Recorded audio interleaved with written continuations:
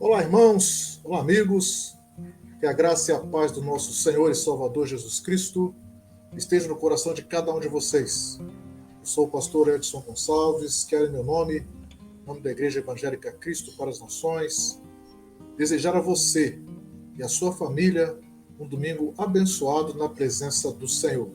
Estamos iniciando neste momento a nossa leitura comentada dos textos da Palavra de Deus, especificamente da Torá, mais conhecida como Pentateuco, ou os primeiros 5 livros da Bíblia. Você é nosso convidado para estar conosco todos os domingos, acompanhando essa nossa leitura comentada, fazer o seu comentário também, a sua pergunta, deixar o seu like, o seu joinha, o seu gostei, compartilhar este vídeo com todas as pessoas que você conhece, e assim o nosso canal vai crescendo e a palavra de Deus vai sendo ministrada a todas as pessoas que nós conhecemos. Vamos orar?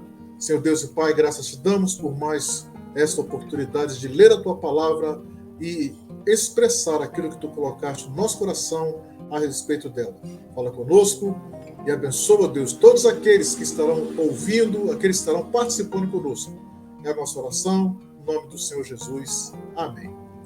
Vamos então à nossa leitura comentada dos textos da palavra de Deus. Então nós temos aqui o capítulo de número 9 da nossa Bíblia. E neste capítulo 9, nós temos o início do ministério dos sacerdotes. Então, essa porção ela tem como nome Shemini, que significa oitava. E ela vai do capítulo 9, versículo 1, até o capítulo 11, versículo de número 4. Mas nós vamos fazer essa interpretação até o final do capítulo de número 11. Vamos fazer leitura e interpretação até o final do capítulo de número 11. Então vamos lá. Nós vimos ali no versículo 1 do capítulo 9 que no 8º dia, então, Deus convoca Arão e seus filhos no 8º dia, né? Aí dá 8 dias depois. 8 dias depois de quê? Depois que terminou o período da consagração dos sacerdotes. Então Moisés é orientado por Deus para que os sacerdotes trouxessem então ofertas para aguardar a presença de Deus se manifestar entre eles. E assim foi feito. Eles chegaram até Moisés. No versículo de número 6, nós vemos que Arão deveria apresentar uma oferta por si mesmo e pelo povo. Arão fez conforme foi orientado por Moisés, e após o serviço, ele levantou as mãos e abençoou o povo. Ele e Moisés entraram na tenda do encontro e, após saírem, abençoaram o povo, e a glória de Deus se manifestou. O povo então viu, gritou e adorou com o rosto em terra. Então, temos aqui o início do ministério dos sacerdotes, dos filhos de Arão, né? Então, temos toda esta situação que os sacerdotes realizaram logo após terem sido consagrados ali no capítulo de número 8. E aí no final aqui diz que Moisés e Arão, quando saíram abençoar o povo, a glória do Senhor apareceu a todos eles. Saiu fogo da presença do Senhor, consumiu o holocausto e as porções de gordura sobre o altar. E quando todo o povo viu isso, gritou de alegria e se prostrou com o rosto em terra para adorar a Deus. No capítulo de número 10, nós observamos que, entretanto, dois filhos de Arão apresentaram um fogo não autorizado na presença do Senhor e foram mortos por um outro fogo que saiu da presença do Eterno. Arão e os outros dois filhos ficaram quietos e foram orientados por Moisés a não se prantearem, né, não lamentarem a morte, não entrarem em luto, para que eles não pudessem sofrer um dano igual ao que os seus irmãos haviam sofrido. Porém, eles deveriam tomar cuidado para não se embriagarem antes de realizar o serviço no tabernáculo. Alguns historiadores, e dentre eles eu posso me incluir, que acredito que esse foi o motivo da morte dos dois sacerdotes. Eles se apresentaram embriagados com vinho para oficiarem no tabernáculo. É lógico que depois daquela consagração, houve festa ali durante 7 dias, e eles se perderam na quantidade do consumo de vinho. Para Deus, isso foi uma demonstração de impureza, o que não foi admitido e também serviu como exemplo para o povo. No versículo 12, Moisés então fala para que Arão e seus filhos comessem da oferta especial que foi determinada por Deus para que eles fizessem. Então, havia uma determinação de Deus para a oferta que deveria ser apresentada pelos sacerdotes, e eles deveriam comer partes desta oferta. Então, Moisés então fala para Arão e seus filhos, Eleazar e Itamar, olha, comam da oferta, da forma como Deus orientou. No versículo 16, Moisés fica irritado porque Itamar e Eleazar, os dois filhos restantes de Arão, não terem agido corretamente com a oferta que seria o bode ali, o bode da expiação. Eles não fizeram da forma correta, como havia sido orientado por Moisés. E aí o pai deles, ou seja, Arão, intercede por eles, e aí, desta forma, eles não tiveram o mesmo destino dos outros dois irmãos. Chegamos no capítulo 11, e no capítulo 11 nós temos a orientação de Moisés sobre o que deveria ser considerado como comida autorizada e o que não deveria ser consumido pelos israelitas. Essa determinação, até hoje, é fruto de controvérsia entre os religiosos, pois impera a dúvida de que a ordem seria somente para o povo de Israel ou seria para toda a humanidade. Certo é que algumas espécies de animais listados como impuros, eles realmente não fazem parte de qualquer cardápio de nenhum povo. Existem animais ali que verdadeiramente não fazem parte de nenhuma comida, né?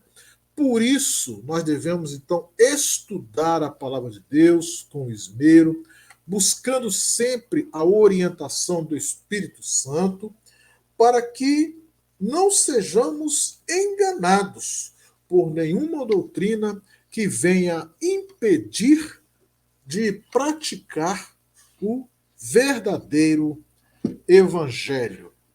No estudo da semana passada, nós fizemos uma abordagem a respeito desta questão da alimentação, e especificamente ali no capítulo 15 de Atos tem aquele concílio que foi feito em Jerusalém, e ali tem a visão considerada correta para os cristãos. Então é bom você dar uma chegadinha ali no nosso canal e verificar o estudo da semana passada, a leitura comentária da semana passada, que nós fazemos, damos ali o que foi decidido naquele concílio.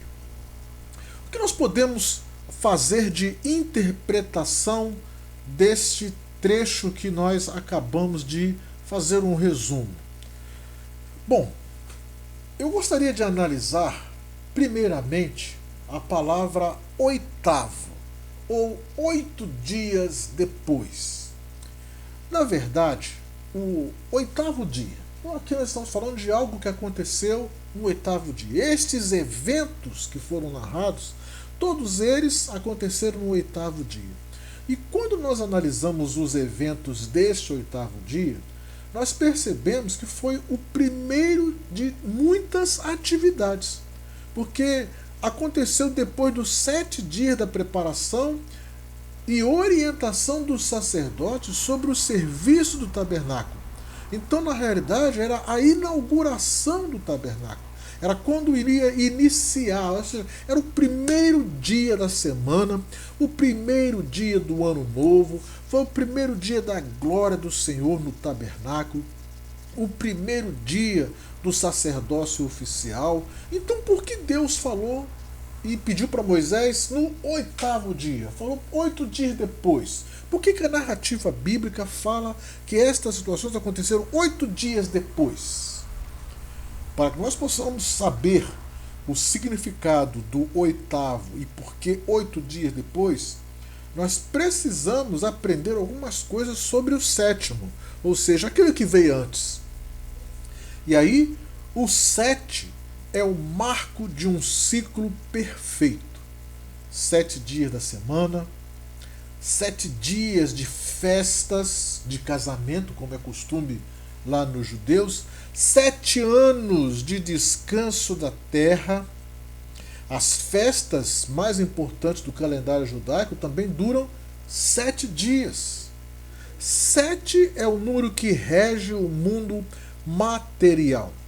A nossa noção de tempo, então, ela foi construída em torno do número 7.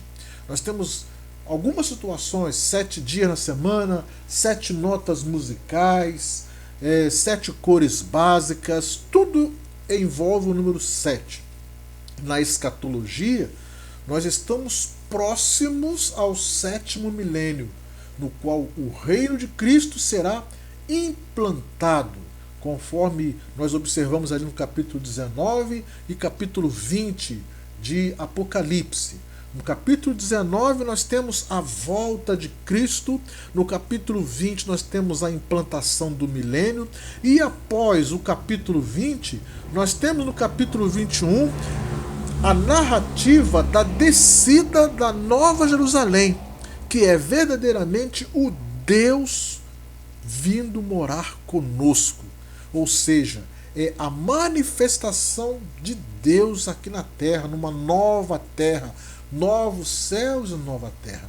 Então, o 7º seria a concretização também da santificação.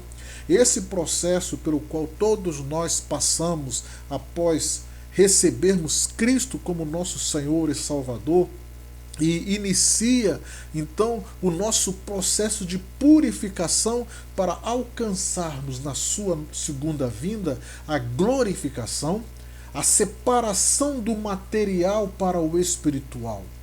E o descanso que Deus realizou no 7º dia foi após ele concretizar o trabalho de criação de todos os 6 dias restantes. No Gênesis capítulo 2, versículo 2, diz que o descanso é fruto da criação, e Deus terminou a criação no 7º dia, como diz o texto lá, no 7º dia Deus terminou a obra que fez e então descansou, abençoando o 7º dia. Isso vem mostrar para nós que nós só podemos descansar depois de trabalhar. O poder do 8º só tem valor se for cumprido tudo o que estiver previsto no 7º. Se nós olharmos para este episódio ali em Gênesis, após o descanso de Deus no 7º dia, iniciaria o quê? O oitavo dia, ou o primeiro dia, mas somente depois que tudo foi consumado. E esta obra só vai ser consumada lá no capítulo 21 ou no capítulo 20 de Apocalipse, quando após o milênio tudo se resumir, ou tudo se resolver com a descida da Nova Jerusalém. Hoje nós vivemos num mundo natural cercado pelo mundo espiritual. Porém, quando o oitavo milênio chegar, o mundo espiritual irá se fundir com o mundo material. Teremos uma nova realidade, uma nova criação totalmente desprovida da presença do pecado, onde Deus será tudo em todos.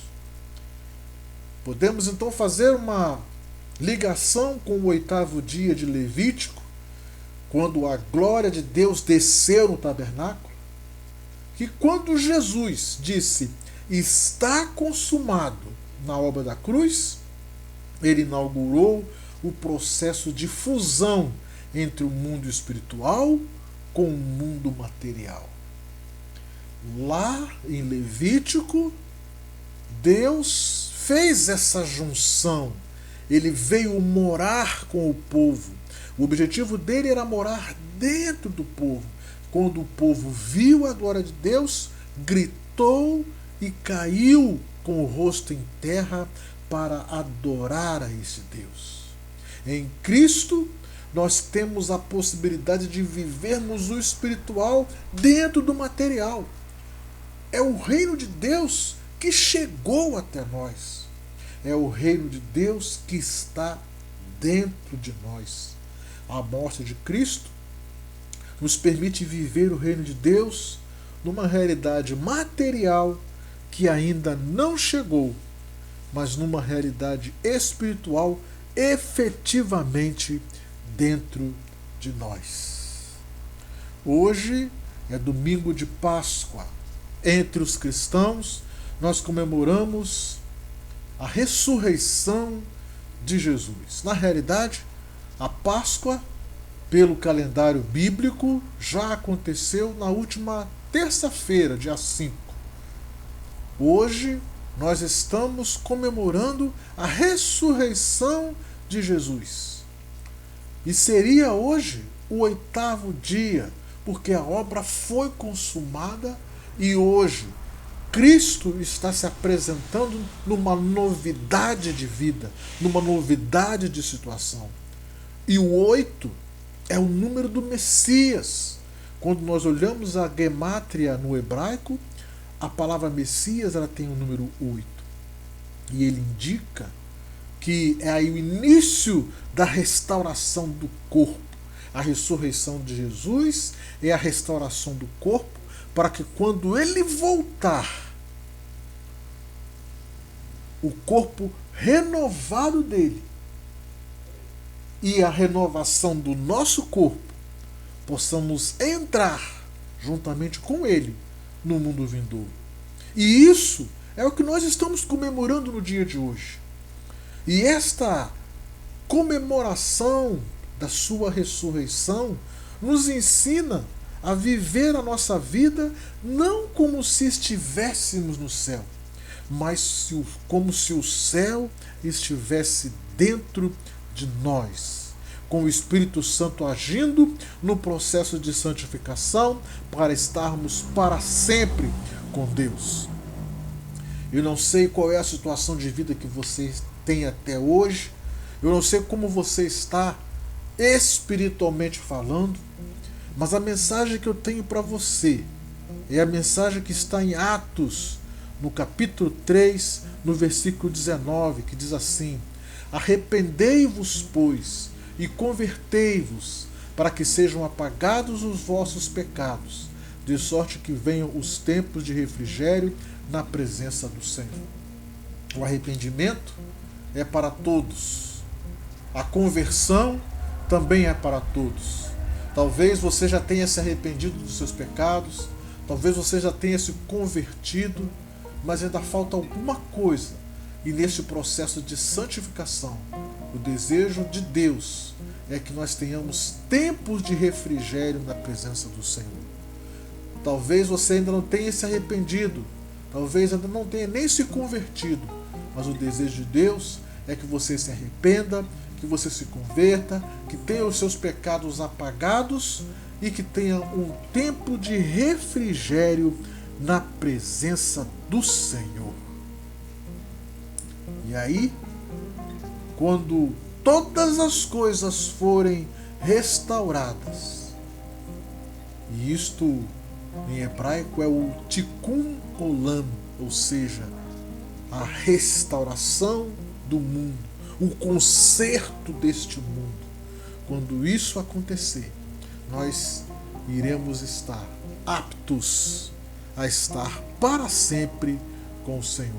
O povo, lá em Levítico, no capítulo 9, teve a oportunidade de ver a glória do Senhor. Embora 2 deles tenham percebido ou não tenham percebido o quão importante é estar de uma vida de santidade na presença do Senhor, aqueles que estavam presentes ali puderam observar que Deus é santo e exige santidade daqueles que se apresentam para Ele. Então, que nesse dia de domingo, nesse domingo da ressurreição, possamos meditar que o arrependimento, a confissão de pecados, a conversão é o desejo de Deus para cada um de nós. E que a vida de santidade, a vida correta para estarmos na sua presença, é um requisito básico para que possamos crer e observar a sua glória dentro de nós. Na próxima semana estaremos comentando o texto de Levítico capítulo 12, do versículo 1 até o capítulo 13, versículo 59. Que Deus abençoe a sua vida, que Deus abençoe a vida da sua família. Esse é o nosso desejo, no nome do Senhor Jesus. Amém.